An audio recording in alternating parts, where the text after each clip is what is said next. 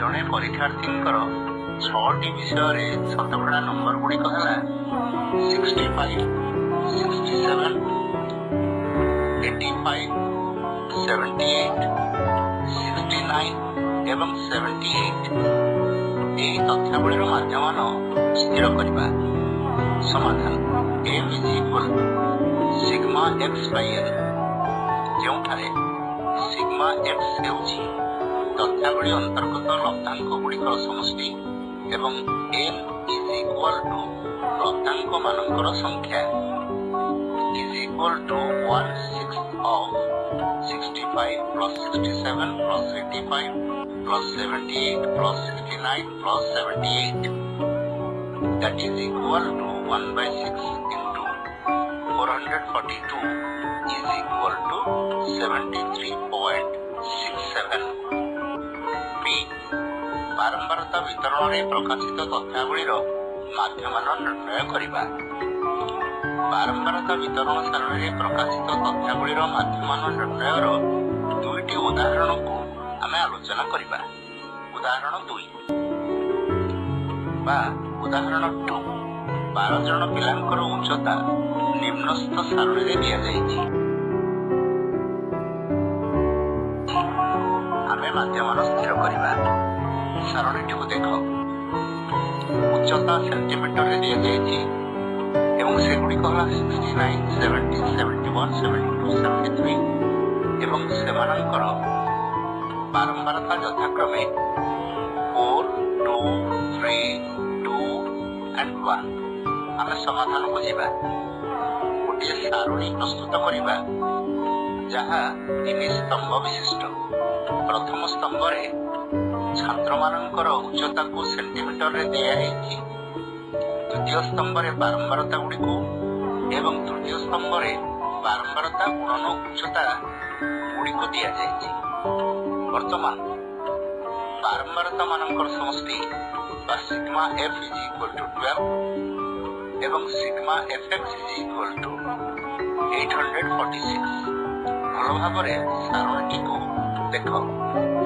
माध्यमान m is equal to sigma fx by sigma f which is equal to 846 by 12 is equal to 70.5 centimeter। वर्तमान अन्य गोटे प्रणाली को जीवा। संक्षिप्त प्रणाली शॉर्ट मेथड। यह को मध्य विच्छुकी प्रणाली बा डेविएशन मेथड कहा जाए। पूर्ववर्णित प्रणाली केते गुटे बड़ बड़ संख्यार गुणन तथा जोगर आवश्यकता पड़ी थाए। यही असुविधा दूर करने लगी अन्य एक प्रणाली अवलंबन करा जाए और यही प्रणाली को आमे संक्षिप्त प्रणाली बा विच्छुकी प्रणाली नाम रे अभिहित करिबा। संक्षिप्त प्रणाली संबंधी मौलिक धारणा निम्नस्थ उदाहरण रे आलोचित होइछे। लक्ष्य करो 93, 98, 112, 103, 97, 109 रो माध्यमान is equal to 1/6 of 93 plus 98 plus 112 plus 103 plus 97 plus 109। एठारे प्रत्येक लब्धांकर विच्युति स्थिर करा जायछि। अर्थात एठारे 100 रु लब्धांक गुड़िक केते कम बा बेसी ताको स्थिर करा जायछि। परवर्ती सोपानटी को देखाओ। That is equal to 1/6 of 100 minus 7 plus 100 minus 2 plus 100 plus 12 plus 100 plus 3 plus 100 minus 3 plus 100 plus 9। सरलीकृत अवस्था को आनिले हमें पाइबा 1/6 of 6 multiplied by 100 plus minus 7 plus minus 2 plus 12 plus 3 plus minus 3 plus 9 which is equal to 1/6 of 6 multiplied by 100 is equal to 100 plus 12 by 6। प्रत्येक लब्धांक 100 ठारू केते बेसी बा केते कम एही रूपे प्रकाश करा जायछि। प्रत्येक लब्धांकरू 100 ବିୟୋଗ କଲେ ଯେଉଁ ବିୟୋଗଫଳ ମିଳେ ତାକୁ ସମ୍ପୃକ୍ତ ଲବ୍ଧାଙ୍କର ବିଚ୍ୟୁତି କୁହାଯାଏ ଏବଂ ଏହି ସ୍ଥଳେ 100କୁ ଆରମ୍ଭ ବିନ୍ଦୁ ବା ୱାର୍କିଂ ଜିରୋ ବୋଲି କୁହାଯାଏ। ଉପରିସ୍ଥ ଲବ୍ଧାଙ୍କ ମାନଙ୍କର ବିଚ୍ୟୁତି x ଯଥାକ୍ରମେ -7, -2, 12, 3, -3 ଏବଂ 9।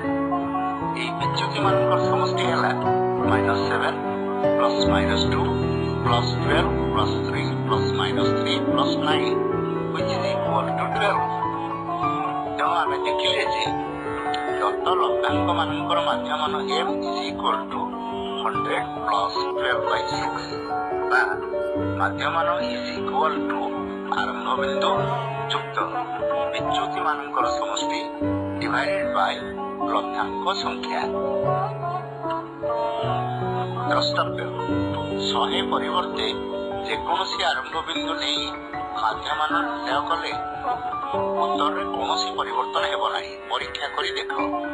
ଆରମ୍ଭ ବିନ୍ଦୁ ଓ ବିଚ୍ୟୁତି ସାହାଯ୍ୟରେ ମାଧ୍ୟମାନ ନିର୍ଣ୍ଣୟ ପ୍ରଣାଳୀକୁ ସଂକ୍ଷିପ୍ତ ପ୍ରଣାଳୀ କୁହାଯାଏ।